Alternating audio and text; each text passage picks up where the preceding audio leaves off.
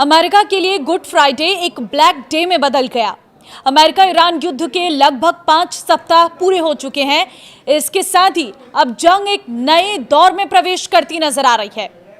नमस्कार, मैं हूं आपके साथ ममता तिवारी और आप देख रहे हैं न्यूज़ 18 का डिजिटल प्लेटफॉर्म। ईरानी एयर डिफेंस सिस्टम ने दक्षिण पश्चिमी ईरान के ऊपर अमेरिकी वायुसेना का एक F-15E स्ट्राइक ईगल लड़ाकू विमान मार गिराया है। युद्ध शुरू होने के बाद ईरानी क्षेत्र में गिराया गया ये पहला अमेरिकी लड़ाकू जेट है। इस विमान में 2 पायलट सवार थे, जिनमें से एक को अमेरिकी बलों ने रेस्क्यू कर लिया, जबकि दूसरे का अब तक कोई भी पता नहीं चल पाया है। अमेरिका अपने साधनों से उसकी तलाश करने की कोशिश कर रहा है। ईरानी सेना ने ऐलान किया है कि उनकी एयर डिफेंस सेनाओं ने शुक्रवार को कम से कम 2 लड़ाकू विमानों और 5 ड्रोन और मिसाइलों को मार गिराया।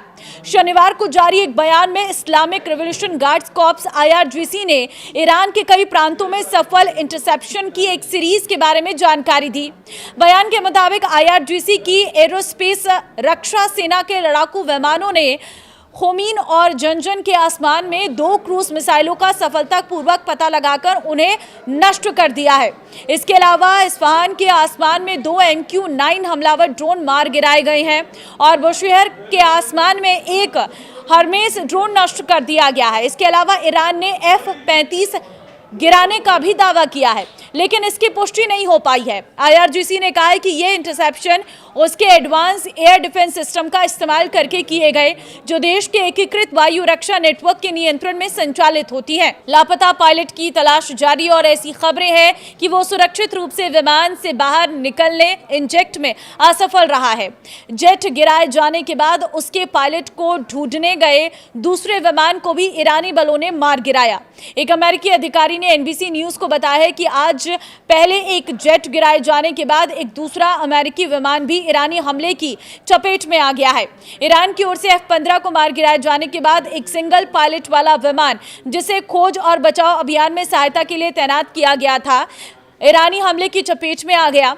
अधिकारी ने बताया कि यह सिंगल पायलट विमान एक A-10 थंडरबोल्ट था, जिसे वारहॉक के नाम से जाना जाता है। अधिकारी ने बताया कि A-10 कुवैती हवाई क्षेत्र तक पहुंचने में सफल रहा, जहां पायलट विमान से बाहर निकल गया और विमान दुर्घटनाग्रस्त हो गया। अधिकारी के मुताबिक पायलट सुरक्षित है और A-10 कुवैत में गिरा है। बचाव में लगे 2 UH-60 ब्लैक हॉक हेलीकॉप्टरों को भी निशाना बनाया गया है। ईरान ने खोज और बचाव कार्य में लगे 2 UH-60 ब्लैक हॉक हेलीकॉप्टरों को भी निशाना बनाया। अधिकारी ने बताया है कि इस हमले में सेवा सदस्यों को मामूली चोटें आई हैं, लेकिन वह सभी सुरक्षित हैं। कुल मिलाकर ईरान ने एक दिन में 2 सैन्य विमान F-15 और A-10 को क्रैश कर दिया और 2 ब्लैक हॉक हेलीकॉप्टरों को निशाना बनाया। ये सब राष्ट्रपति ट्रंप के अपने प्राइम टाइम संबोधन में ये कहने के 48 घंटे से भी कम समय के भीतर हुआ है कि ईरान पूरी तरह से तबाह हो चुका है। ईरान ने अमेरिका के 48 घंटे के सीज फायर ऑफर को भी ठुकरा दिया है। ईरान की semi official force news agency के अनुसार यह प्रपोजल बुधवार को एक तीसरे देश के जरिए तेहरान तक पहुंचाया गया था, जिसे ईरान ने मानने से इनकार कर दिया। ईरान के साथ बढ़ते तनाव के बीच ट्रंप ने अमेरिकी संसद से रक्षा बजट में $1.5 ट्रिलियन की भारी बढ़ोतरी की मांग भी की है। ट्रंप पहले से अमेरिका और उसके सहयोगियों के सैन्य खर्च बढ़ाने की बात करते रहे हैं। फिलहाल अमेरिका का रक्षा बजट लगभग $839 बिलियन यानी करीब 70 करोड़ रुपए है। तो फिलहाल अमेरिका और ईरान इजराइल के बीच की ये युद्ध अभी थमती नजर नहीं आ रही है। अमेरिकी राष्ट्रपति जहां दावे कर रहे हैं, स्पीच दे रहे हैं और ईरान के साथ मध्यस्थता की बात कर रहे हैं और कुछ शर्तें रख रहे हैं, लेकिन ईरान किन्हीं भी शर्तों पर जो है वो हाँ कहता हुआ नजर नहीं आ रहा है और ना ही वो यहाँ पर सीज फायर के लिए तैयार है। तो ये युद्ध अभी इसी तरह से लगातार जारी रहने वाला है और इसमें अमेरिका को भी बड़ा नुकसान हो रहा है, क्योंकि कई अमेरिकी जेट्स जो हैं इस हमले में तबाह हो चुके हैं।